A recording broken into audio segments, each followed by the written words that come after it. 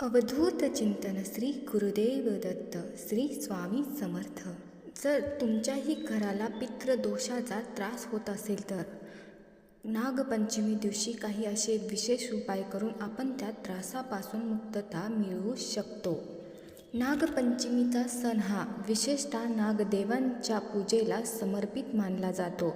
या दिवशी नागदेवतांची पूजा करून त्यांना दूध पाजल्याने जीवनात शांती, समृद्धी आणि सुरक्षितता प्राप्त होते. या दिवशी काही उपाय केल्यास पितृदोषापासून मुक्ती मिळते. श्रावण महिन्यातील नागपंचमी शुक्ल पक्षाच्या 5व्या दिवशी साजरी केली जाते. नागपंचमी हा सण नागदेवाला समर्पित आहे. श्रावणामध्ये येणाऱ्या सणाला भगवान भोलेनाथासोबत नागदेवतांची विधीपूर्वक पूजा केली जाते. नागदेवतांची पूजा करण्याची पद्धत महाभारत, नारद पुराण आणि स्कंद पुराण इत्यादीमध्ये सांगितली आहे. यावर्षी 2024मध्ये 9 ऑगस्ट रोजी नागपंचमीचा सण साजरा केला जाणार आहे.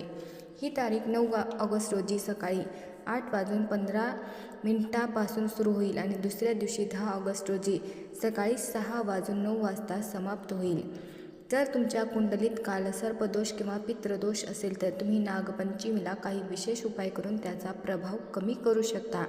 अशा पद्धतीने त्या उपायाबद्दल जाणून घेऊया. ज्या लोकांच्या कुंडलीत कालसर्पयोग किंवा पितृदोष असतो त्यांचे जीवन समस्यांनी वेढलेले असते. या समस्यापासून मुक्ती मिळवण्यासाठी व्यक्तीने नागपंचमीच्या दिवशी श्रीसर्प सूक्ताचे पठण करावे.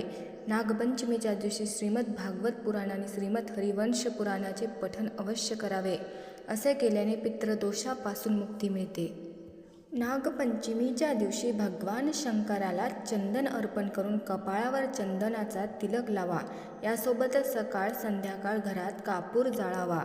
यामुळे पितृदोष दूर होतो.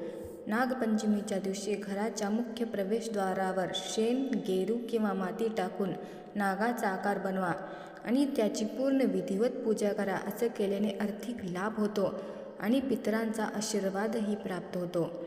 नागपंचमीच्या दिवशी कोणत्याही शिवमंदिरात किंवा इतर मंदिरात चांदीपासून बनलेल्या नागाची जोडी दान करणं शुभ असतं.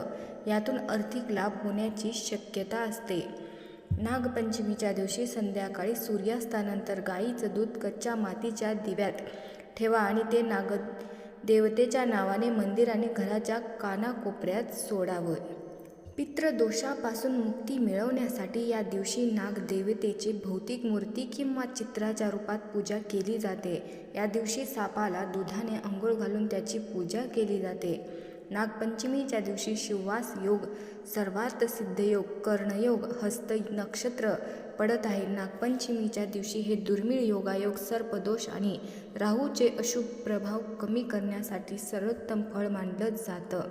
या दिवशी शक्य असल्यास सापाची प्रत्यक्षात पूजा करून त्यांना सर्पमित्रापासून मुक्त केल्यास विशेष फळ मिळतं. ही सर्व माहिती धार्मिक ग्रंथांद्वारे लिखित स्वरूपात कुठे ना कुठे आढळेल. ह्या माहितीचा उद्देश कुठलीही अंधश्रद्धा पसरवणं हा नाही आणि पूजा करताना सुरक्षिततेचं ध्यान ठेवायचं आहे. शिवहर शंकर नमामि शंकर शिवशंकर शंभो.